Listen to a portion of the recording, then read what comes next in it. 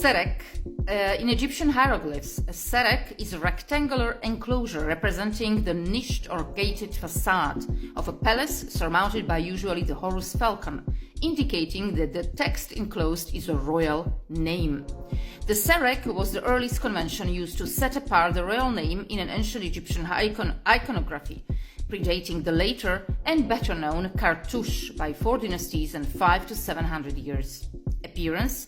A serek was an ornamental vignette combining a view of a palace facade and a plan, top view, of the royal courtyard. The term serek derives from the Egyptian word for facade. Different sereks on different types of objects display countless variations of the facade decor in its complexity and detail. It seems that no strict artistic rules for the design of the serek itself existed. History. The serek first appears as an ornamental miniature during the late Gerzeh culture, when it was used as a royal crest only.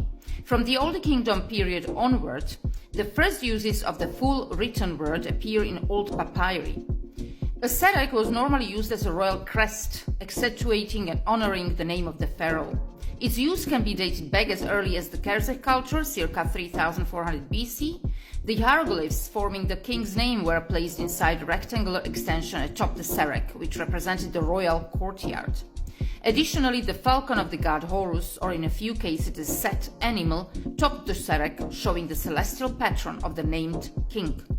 If the word serek was written in full letters, as shown in the info box above, sometimes accompanied by a miniature of the serek, it could also be used in text. One of the most important elements of royal display and identity in ancient Egypt was the king's name. Important as pharaohs were concerned that future generations remain aware of their reigns. These were first seen from rulers as early as those of Dynasty Zero and continued to be used by kings throughout the history of ancient Egypt.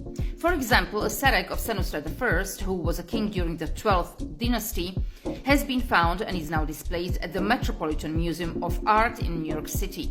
The sereks of kings from the 13th dynasty can also be seen.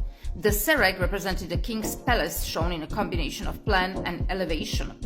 The rectangular enclosure represented the plan, while the patterned area represented the elevation of the facade. A serek incised or painted in ink or on a vessel denoted that the contents were the produce and or property of the royal court.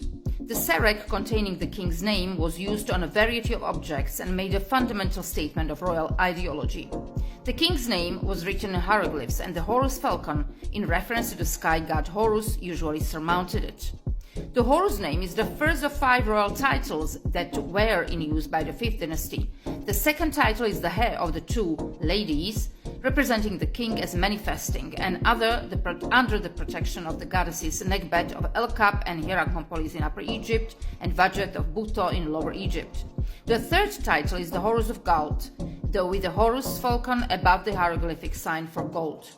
The fourth title is often translated as head of the sedge and bee, with the sedge plant symbolic of Upper Egypt and the bee symbolic of Lower Egypt.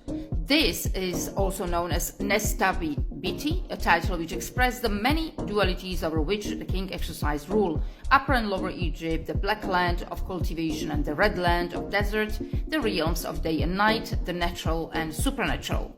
The fifth title is Son of Ra. This name claims a direct solar origin for the king as child of the sun god.